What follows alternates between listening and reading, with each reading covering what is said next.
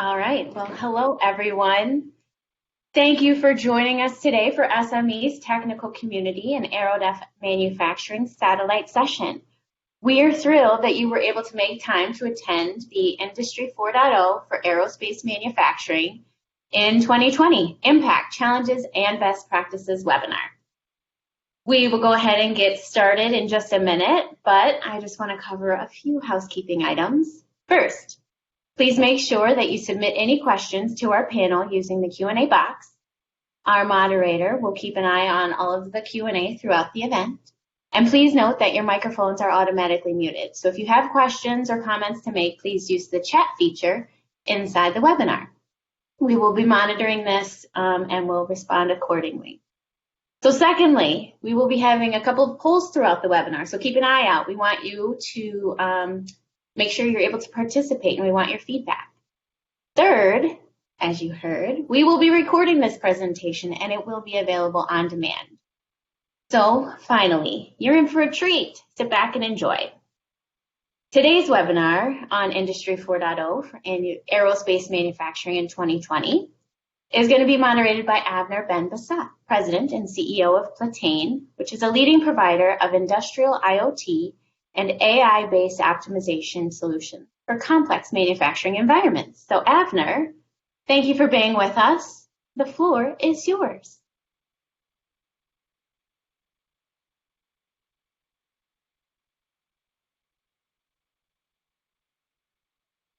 Get started soon here and with a few rounds of introduction.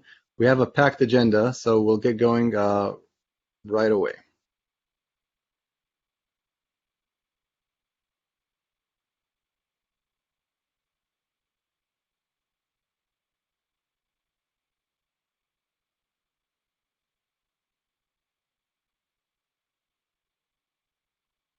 So first, let me introduce our speakers for today.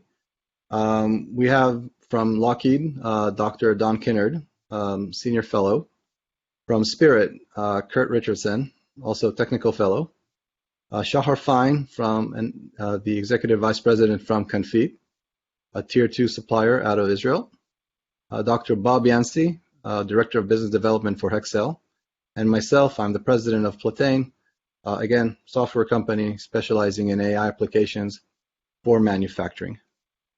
The goals of our panel today, we'd like, first of all, to explore what Industry 4.0 means for all of us, and we have here, members of the entire supply chain.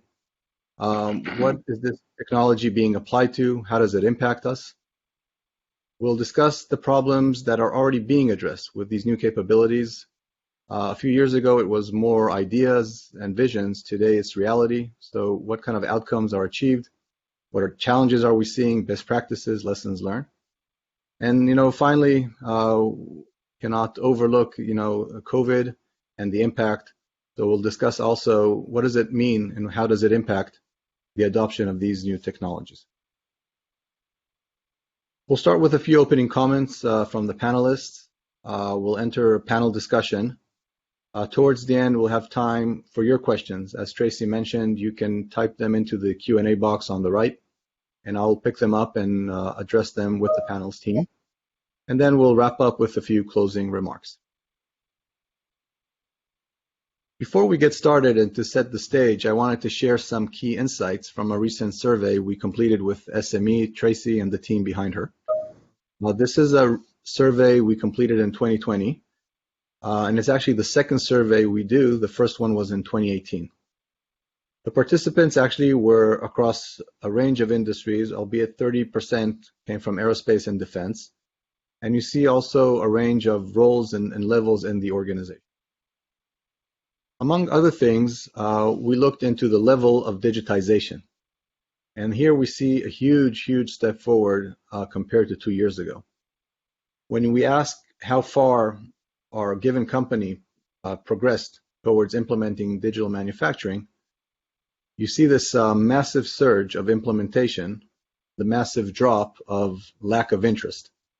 So this is happening, and it has happened in quite a dramatic fashion in the last 2 years. Then we also asked, how far did you go with this so far? So here we see a lot of opportunity. Certainly we see a reduction in the paper-intensive operations. We see more companies that have moved and became mostly digital. But on the other hand, a minority is fully digital.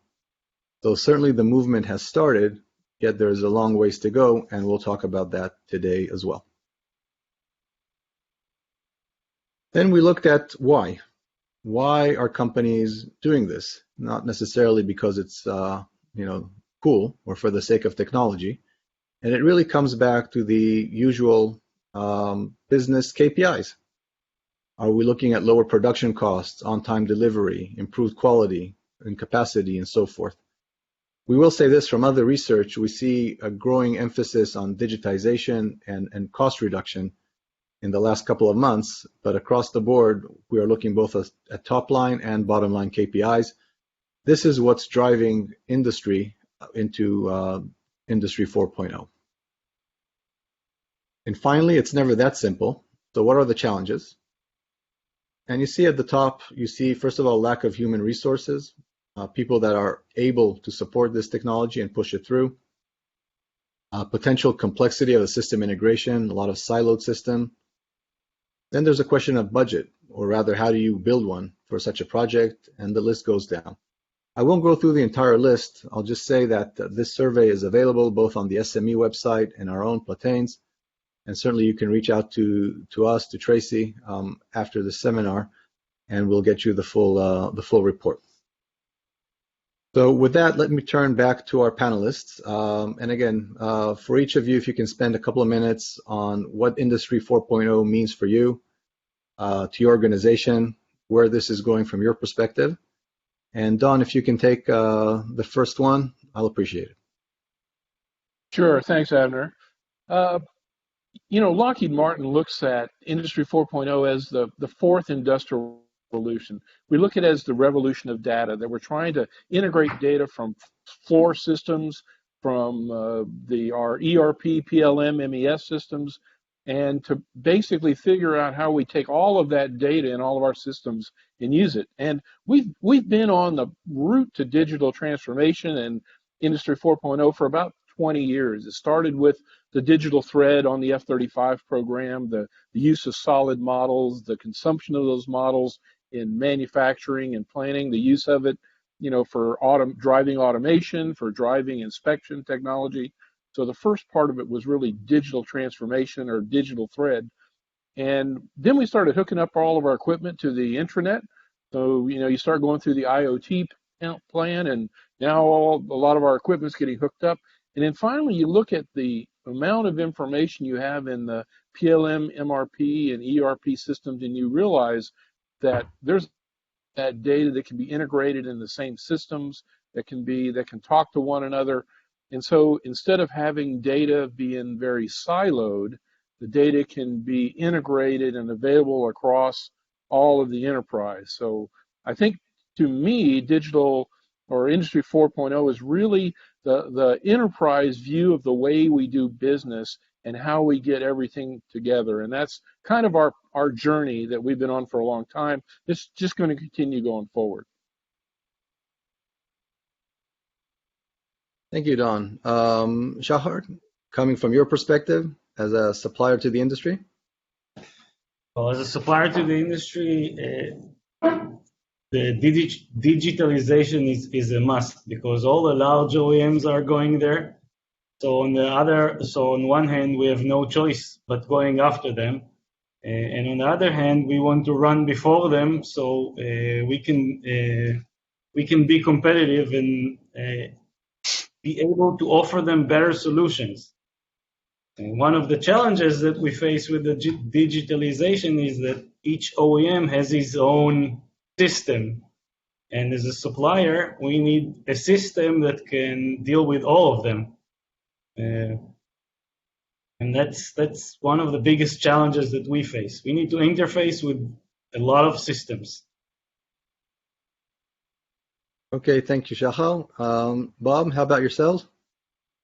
Yeah, so Bob Yancey, I'm with Hexcel. Hexcel is a primarily a materials provider, so we provide, carbon fiber prepregs and fabrics, honeycomb core. We do some additive manufacturing. We also do some aerostructures work, both engineered core and composite aerostructures. So, our perspective on Industry 4.0, it is creating that digital thread, but the digital thread starts from the raw material and goes through to the finished goods that we supply our customers. And we are looking at Industry 4.0 really to improve our operational efficiency, to improve our quality and our responsiveness to our customers.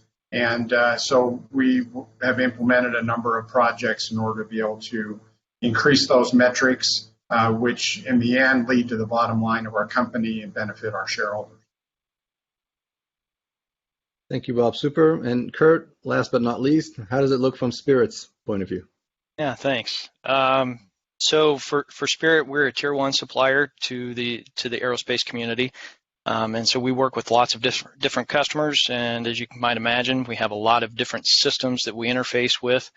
And so we're looking at Industry 4.0 as pretty simply leveraging the data that we're already generating to be able to make smarter decisions, and typically now doing it with digital tools and processes. We use an analogy to talk about it. We call it accelerating the learning curve. So if you're familiar with that context, our goal is to enter into new production at T100 or line unit 100 type efficiency, performance, and cost, and eliminate that upfront waste that you would normally see when you kick off a production run.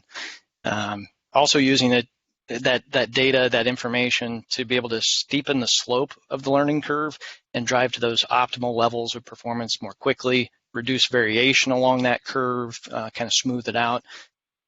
So we think that's an analogy that makes sense.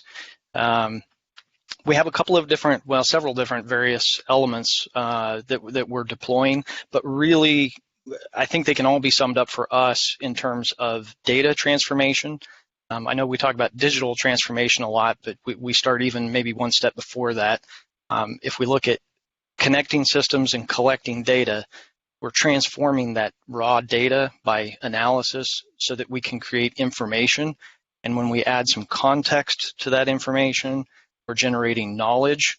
And then if we take that knowledge and use it as an input to the system, then we essentially create a closed loop control state. And that's what we're trying to get to, where we're using the information to influence how we do business for the better. Great, thank you. So guys, thank you very much. Tracy, let's start with the first polling question. For those of you participating in the panel, you'll see it on your right. There's a set of icons. One of them has this kind of a chart icon with the word polls. And you'll see the first polling question. We'd really like to get your feedback here. How does Industry 4.0 impact your organizations? And did they exceed your expectations, meet your expectations, or really fell short of these expectations? So if you can help us here, submit your vote, your input. We'll share the results and we'll take the discussion from there. So it's on your right. We'll take about a minute. Thank you.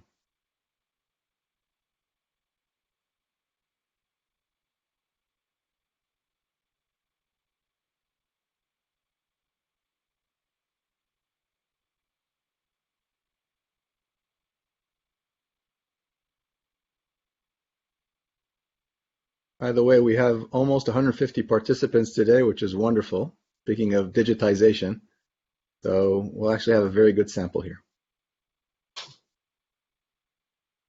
And I'm going to close the poll in just 1 second, so make sure you put your answer.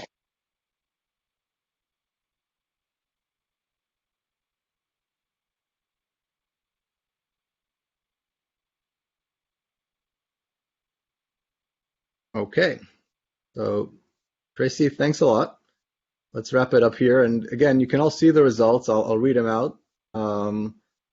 So we see kind of a majority, around 45% to 50%, it's kind of jumping around, say it met their expectation.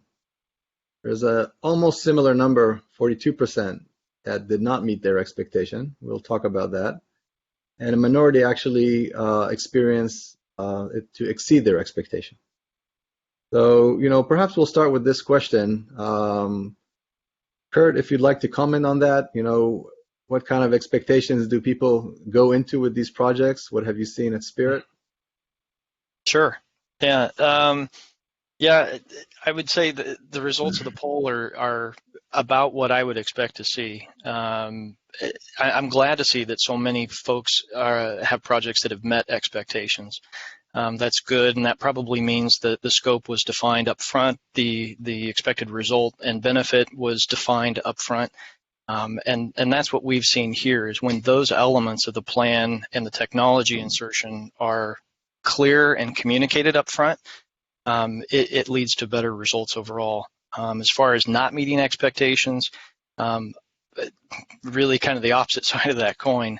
So if you're not clear really from the beginning of what you're trying to achieve and the costs of what you're trying to do, you can be disappointed in the end. So, and we've had both experiences here, frankly, and hopefully we're on the upside of that now. But yeah, we've had both, definitely.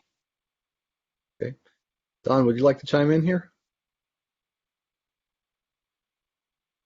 From my point of view, I guess I agree with what Curtis was saying. What I expected.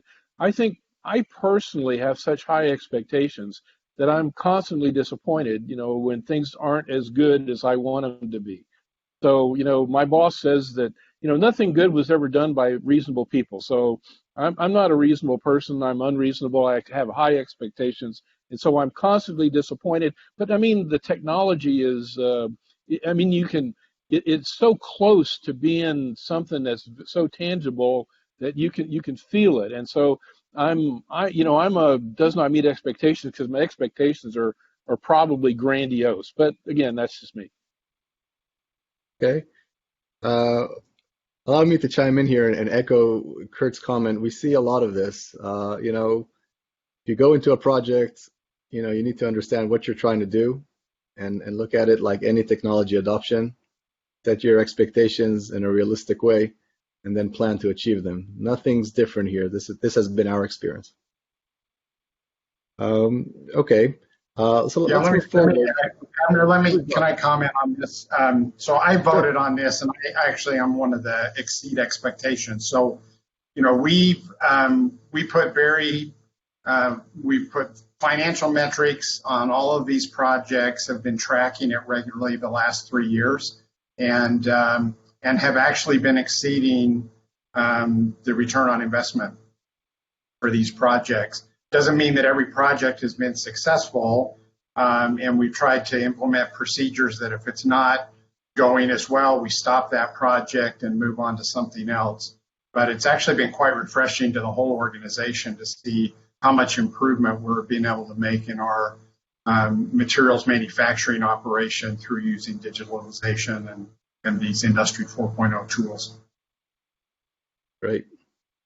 I think that one of the most important things when you set the expectations is to explain to the teams that are dealing with such a technology is that what the technology is going to do is it's going to help them make a better use of their time. So it's not going to solve their problems for them. It's going to help them solve the problems by clearing all the problems that were not the core issue.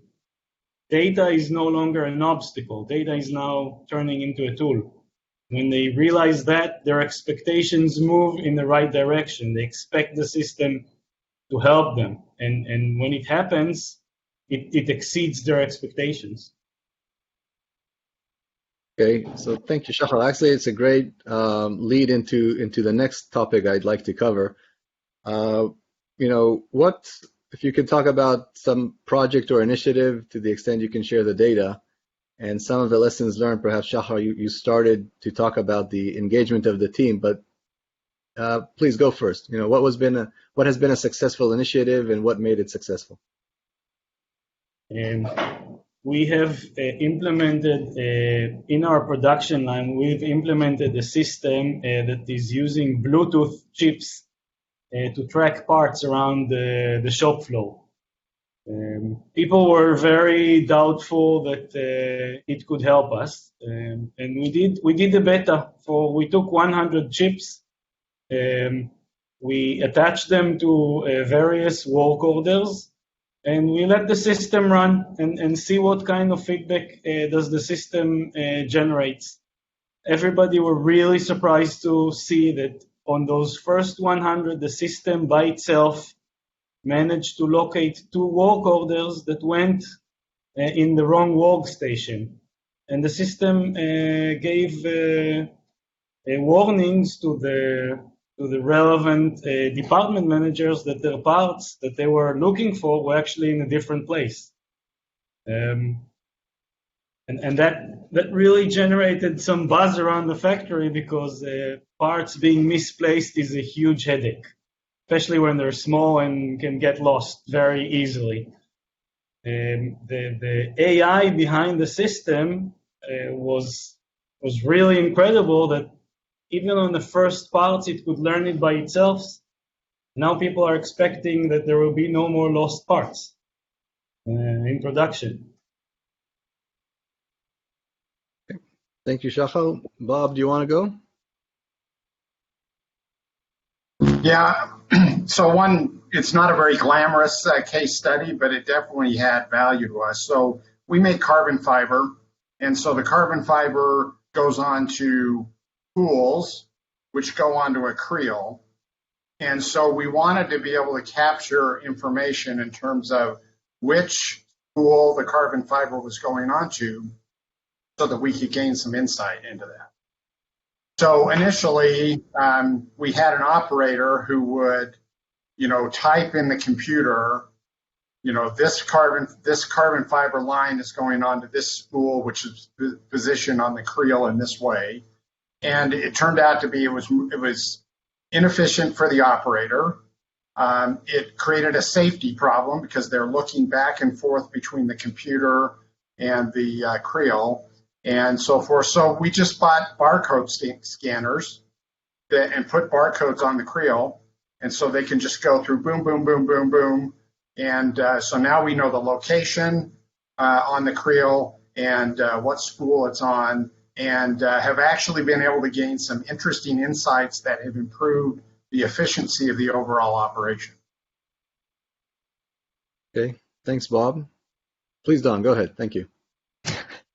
Yeah, just one of the most exciting things that I've seen in the business for a long time is really some advanced metrology applications, laser scanning, structured light scanning. And, when I think about IoT, I think about connecting engineering to the floor.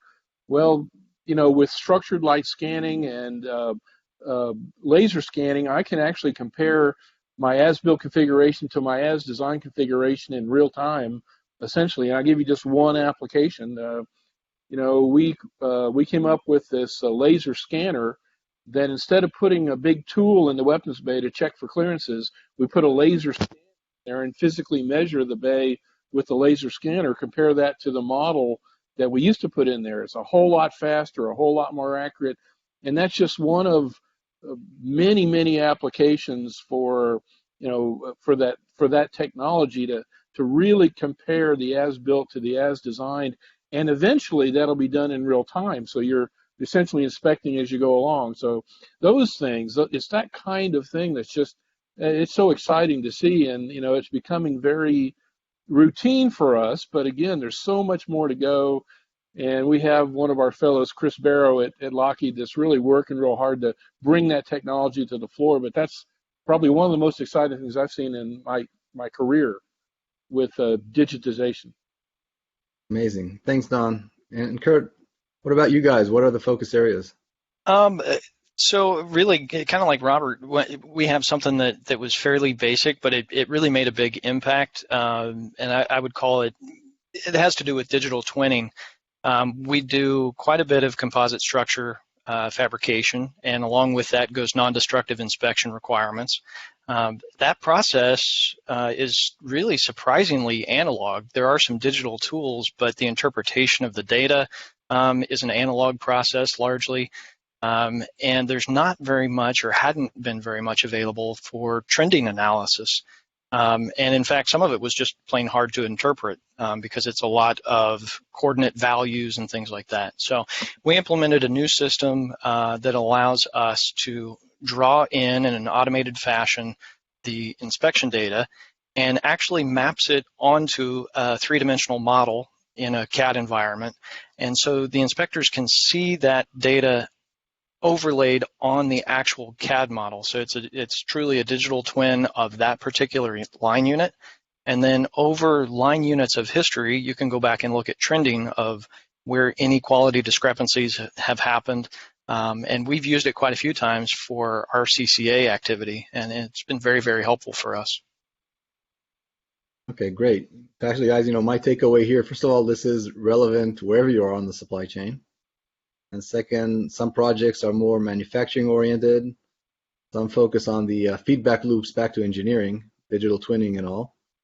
And again, to the audience here, I would also point out that, that sometimes simply digitizing a process takes you a long way, but I think the big value comes when you start putting the data to use. So we'll cover that more later on. So now look at the other side of this technology. What are the challenges that you guys have seen or risks in this implementation? Kurt, if you want to go first this time around. Yeah, sure. A couple of big things, big ticket items. Data architecture, data integrity is huge. We have lots of sources of data. We don't always trust the data. And there are legitimate issues around if you put bad data into a decision process, you're going to get a bad decision out. And if people start to distrust that data source, it's almost a lost cause at that point.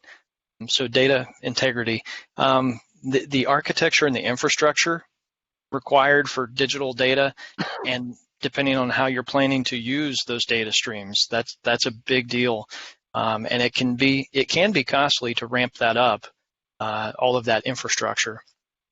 And then I'd say maybe the last big ticket item for us would be skills, being able to find people with the right skills at all levels to support all the way from implementation of these types of systems in the manufacturing world to the analysts and analytic engineers and computer scientists to do the analysis, whether it's in an office area or right there on the shop floor. Those folks can be difficult to find and to maintain. So Kurt, allow me a quick follow-up here. So it looks like you'd have a lot of people from a lot of different departments. Yeah. Industry 4.0 project. So who do you bring to the table? Yeah, good question.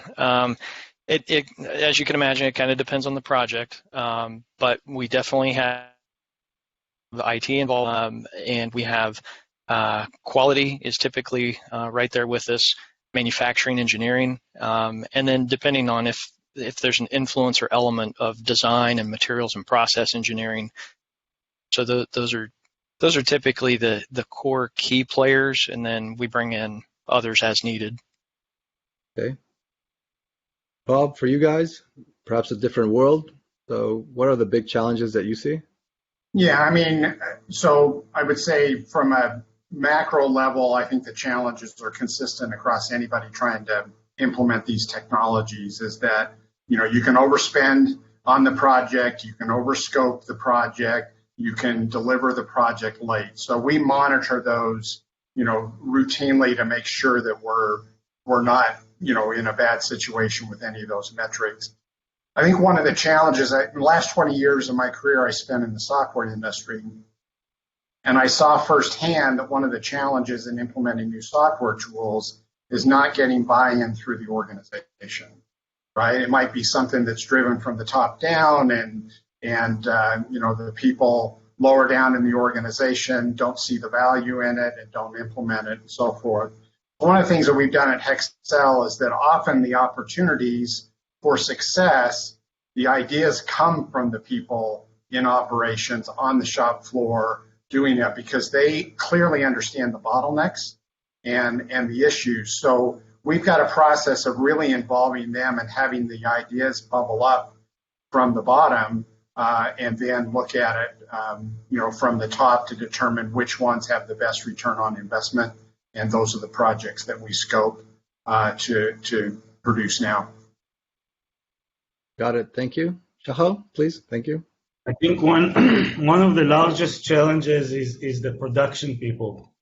As they're the ones that we constantly measure, using the data that we gather, they must see, there are two things that you must make sure. One is that when you implement the system, it doesn't causes interference with the work, it doesn't make their life harder, and that they see the direct result of implementing that technology.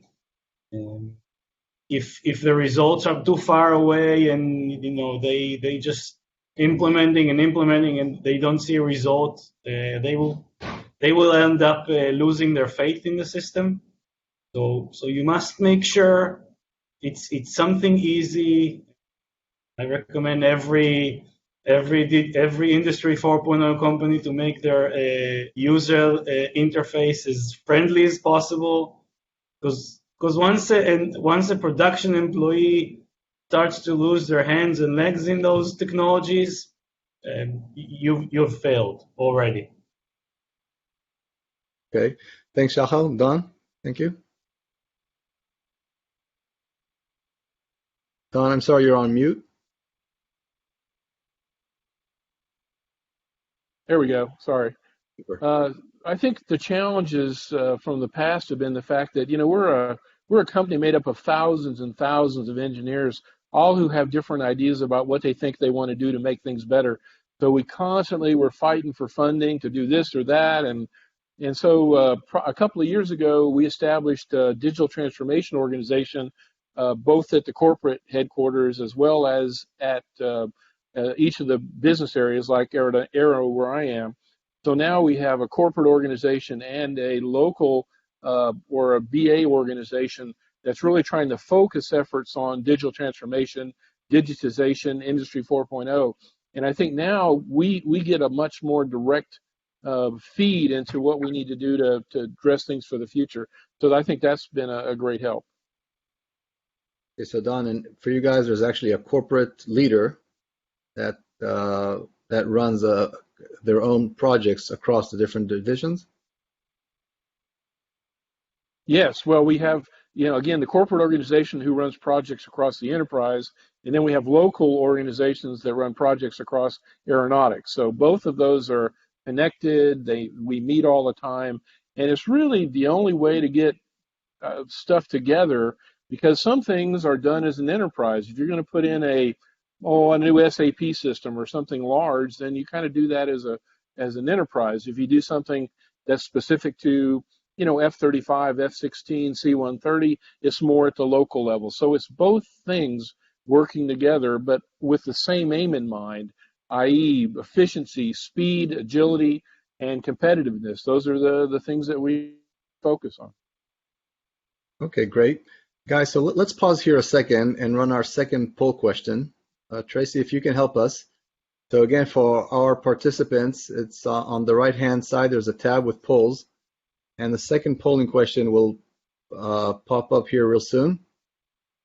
This time it's about COVID impact.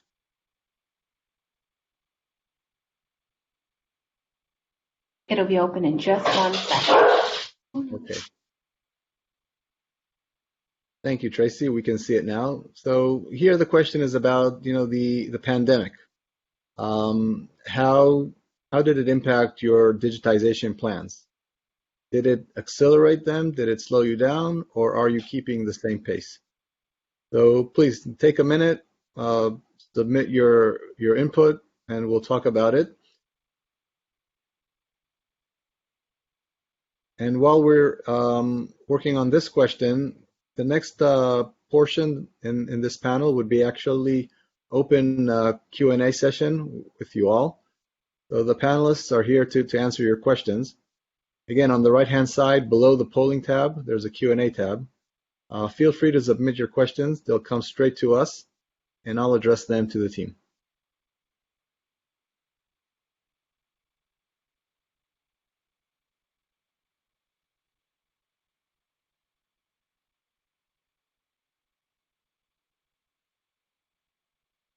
Okay.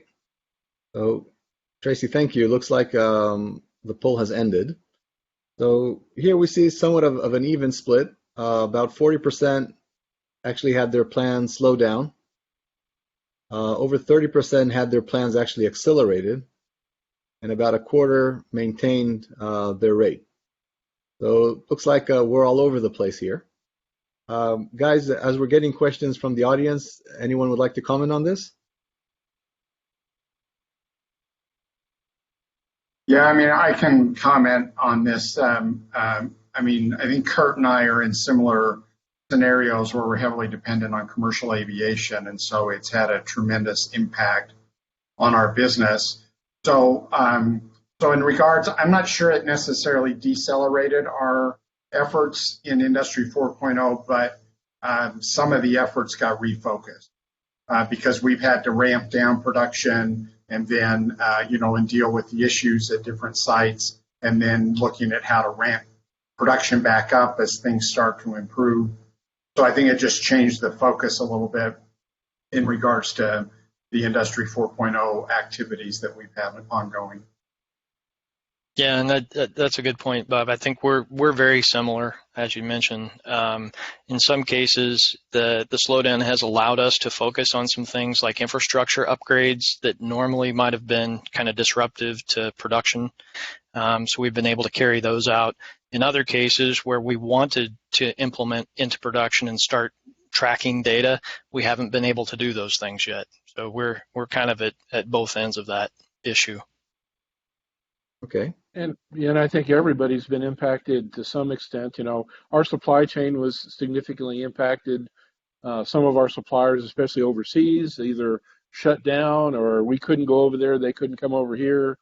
We have, we're all working virtually instead of face-to-face. And even though virtually has been pretty good in general, sometimes when you're working very complex problems, it's very difficult to work, online. And then finally, a lot of our initiatives like the IoT connecting equipment and everything is very heavily facilities. And very honestly, facilities have been preoccupied by a whole lot of other things since the COVID crisis occurred. I have examples. I have examples for both ends of the poll. On the one hand, once the COVID broke out, as a small supplier down the supply chain of the big players, we stopped anything that doesn't generate money because we have to embrace ourselves. We're, when Boeing sneezes, the supply chain takes a heart attack. And on the other hand, because of the COVID-19, we received a brand new autoclave, and we had to install it completely by ourselves without no help from the autoclave manufacturer.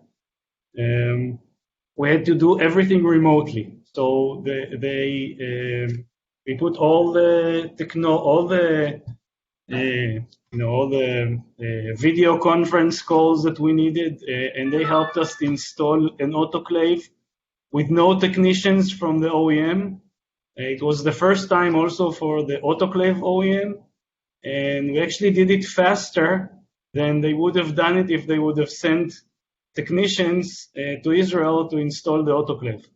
Even the autoclave manufacturer, they were shocked how quickly and how easy that went. Okay, that's amazing. So thanks, guys. So let's start with some questions here from the audience. I'll just say this: there are a lot of them, so I'll do my best to pick a few, and then the rest perhaps we can take offline. There was one question was about overscoping. A few of you warned about that, not to overscope. So what does it mean to overscope, and how do you know that you've done that? Kurt, would you like to go first? Sure. Yeah, to me, overscoping is, first of all, trying to bite off more than you can chew to get started. So if you don't have any connected systems in your factory today, jumping into a fully prescriptive AI solution for your whole factory might not be the place to try to insert into this technology. So that would be one example. Another would be, to me, setting a reasonable expectation for the benefit you're trying to get. So having digital trending of the NDI data that I mentioned isn't going to make your quality problems all go away. Like someone said earlier, I think it's going to help you get to the answer sooner, but it doesn't eliminate the problem. And so you have to have reasonable understanding and expectations about what the benefit of the technology you're trying to introduce will really bring to the table. Okay. Bob, please. Yeah, so one of the things that we implemented to try to address the risk of overscoping is using an Agile framework, which was really pioneered in the software industry, but it's really about looking at incremental progress and so forth, rather than looking at some major goal that you're trying to achieve. That allows you the ability to adjust as you move along and better able to meet your goals because they're small goals that lead up to a major benefit to the organization. Okay. Shachar? Well, Bob already said most of what I wanted to add, but it's important to set realistic goals that are, like every other project. Don't set a goal that is too far away. Otherwise, even if it's not overscope, it will be, because people will think it's so far away and they will lose hope in the way there. Okay. So allow me here to share some of our experience, specifically to the digitization projects. I believe Kurt also referenced that, try to assess where you are. If you're still heavily analog, heavily paper intensive, then don't go running all for, super duper AI. Start with digitization. And once you've established that, start going into, predictions, analytics, all the way up to the more advanced capabilities that are out there today. This has been our advice all along, and that is also consistent with the agile approach Bob and Shachar referenced. It's a journey. It's not a flip the switch, get it done. So Don, allow me to take you actually to the next question. It's about data security, ITAR compliance, NIST, and so forth. It's a big deal. And certainly yourselves from the defense industry, where do you even start? Excuse me, Don, you're on mute. Yep. Sorry, I try to knock down my dogs barking back here. Well, first of all, I think as you realize, Lockheed Martin is probably one of the most hacked companies in the world. It's one of those things where cybersecurity, industrial security is incredibly important for us. We try to, separate our systems where we can. We try to make sure that, so we're very active in the cybersecurity world, not only for obviously our products, but our development activities. But that's always a big concern, of course. NIST-wise, and we're in the mode of trying to understand, what should engineering look like? What should manufacturing look like? What do work instructions look like? What is really model-based engineering, and how do you deliver that to the floor? So there's a whole lot of things we're working on right now to try to find the right mix of and balance for what that engineering ought to look like. And of course, trying to be compliant with all the regulations and the customers. And the customers really have a lot of interesting demands these days and interesting perspectives on data. And so there's a lot of things. And of course, ITAR is really big. You think about the F-35. We do it all over the world, Israel, Italy, Turkey, everywhere. And those are some things that, that we have to build into our tools, whether it's a Siemens tool or a Dassault tool, all of that has to kind of work together. So a lot of things for our IT people to worry about with all of our new systems. But again, I would say that's business as usual for us. It's just as you try to get more connected, you got to be more careful, because the more you're connected, the more vulnerable you can be sometimes. So it's really a double-edged sword on that. Okay, fair enough. Bob, would you like to comment on that as well? Yeah, I mean, so a couple of things. One thing that we've done is that our manufacturing assets, so all of the data that we're collecting off our manufacturing, that is not connected to anything to the outside. So there's no pathway for somebody from the outside to be able to hack into our equipment. And so that's one way we're addressing cybersecurity. And then, we're just, in our case, there's proprietary data there that we need to track for our customers. And so, if we have, if we need service on a piece of equipment, right, they have to come on site to work it. We do not allow them to be able to access the equipment remotely. A comment from our CIO is that a little bit of inconvenience is okay, right, to keep you safe. Yeah. Okay, fair enough.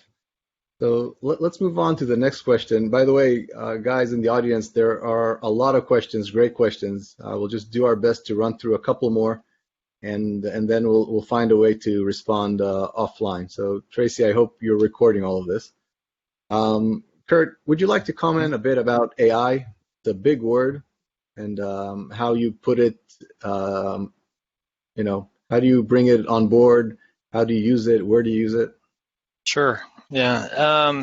So AI, as you know, it means a lot of different things to a lot of different people. To me, if you're familiar with all the different types and categorizations of analytics, to me, it kind of falls in that prescriptive analytics. So you've taken the data, you've assessed the situation, you have some automated means of saying this is what you ought to do or should do. Sometimes it can do that automatically or autonomously. Sometimes it requires input or oversight. We have a few instances of systems we've put into place I would consider AI. One in particular that comes to mind has to do with a painting system. And so we are, for certain structures, actually reverse engineering the structure on the fly, because we don't know exactly what that structure looks like. It's not in its nominal form when we see it for painting. And so we have algorithms that work together to actually read in, reverse engineer what that structure is, and then tell the automated paint equipment what to do with that structure once it makes it into the paint booth. So that's probably our best introduction of true AI at this point, and even that's probably a little bit in the gray area of what AI really is. So I would say we're dipping our toe in the water right now. We're not fully immersed yet. Okay, thanks, Kurt. Fair enough. Bob, Shachar, would you like to comment? Looks like we lost Don here for a couple of minutes. I can comment. So I would say, from AI and machine learning and so forth, we're probably not even dipping our toe yet. As Kurt mentioned, we're doing a lot of analytics. We're collecting the data, and then we're using human intelligence to make some sense of that data using analytics tools. Eventually we'll probably get to AI and machine learning and so forth, but right now it's really about digitalization and analytics to gain insight and make decisions. Okay, thanks. Shachar? As I said earlier on, we've had our first experience with AI with the Bluetooth system, and since everybody were very happy with the results, we're waiting for the next miracle of AI. But the most important thing about AI is you always have to remember that if you put junk into the AI system, it will generate junk. Good point. Yeah, that's the most important thing about AI. Yeah, for sure. So also from our perspective, it's it's first about defining the problem, and then about introducing increased levels of intelligence into the analytics. Sure, data collection is important, and you put a nice dashboard, but eventually people need to be looking at the dashboard, and then the people make the decisions. That's, I guess, Bob's comment on the human intelligence. So how can we elevate that to allow AI, machine learning, and otherwise to make predictions? And then the ultimate level is the prescriptive, the optimization. So by all means, this is a gradual process. I think we talked about this before. Donna, I'm glad you can jump back in. The question was about AI. A big word, but if you could just give us a minute about what this means for Lockheed.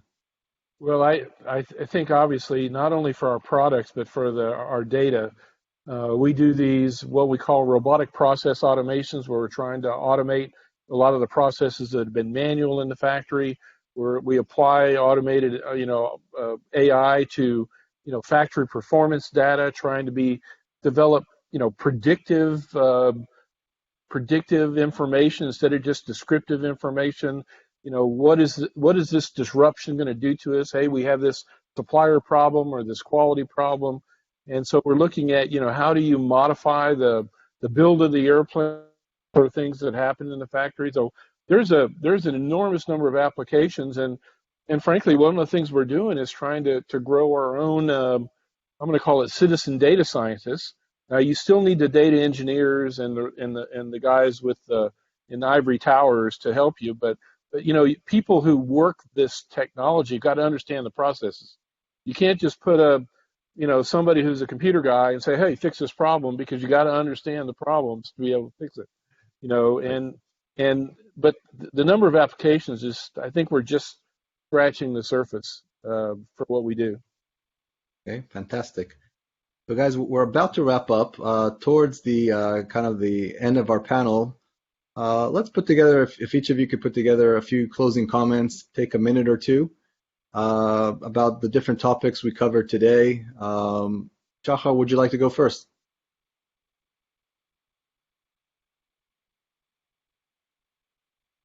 Yeah, well, the most important things we learned from digital, the 4.0 and the digitalization is that you have to make sure you know your targets, and you make sure that you put the right information into the system.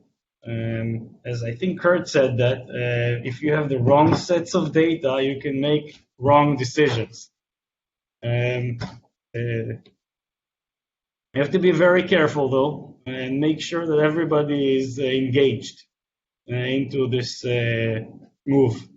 You'll always have the ones that are against everything new, and you have to make sure they're not poisoning the rest of the team. Okay, Shachar, thank you. Bob? Yeah, I mean, I think in the end, every organization needs to continually improve. That's been the case as long as companies have been around. Digitalization is one way that companies can improve their operational efficiency, improve their quality, be able to deliver their products faster and meet all of the schedule and performance requirements. And so we just really look at it as digitalization and Industry 4.0 is part of continually improving the overall operations of our company. And making that incremental improvement really empowers everybody that's involved with it, because they see that their idea got implemented, it improved their operations, and it improved the bottom line for the company, and so forth. So I think it's important to create that culture within a company of continual improvement and showcasing how digital tools can help them do that. Okay, thanks, Bob. Don, would you like to comment? Yes, well, a couple of things. First of all, the digital thread, digital twins have forever changed the way manufacturing is going to do business. I mean, the connection between engineering and manufacturing, the automation, it's just amazing. In fact, every time I turn around, there's some new technology. So I think the digital thread, that part of digitization is change manufacturing forever. However, I believe that really Industry 4.0, the industrial revolution of data is going to change the world. I mean, literally, what we do every day, how we do what we do, how we get our data, how we find out things. I know one of my bosses, he wants to pick up his phone and find the answer on his phone. He wants to know how we're doing, how we're performing, and he wants all the data at his fingertips on the phone. And you think about that for a minute, and you realize that is really possible.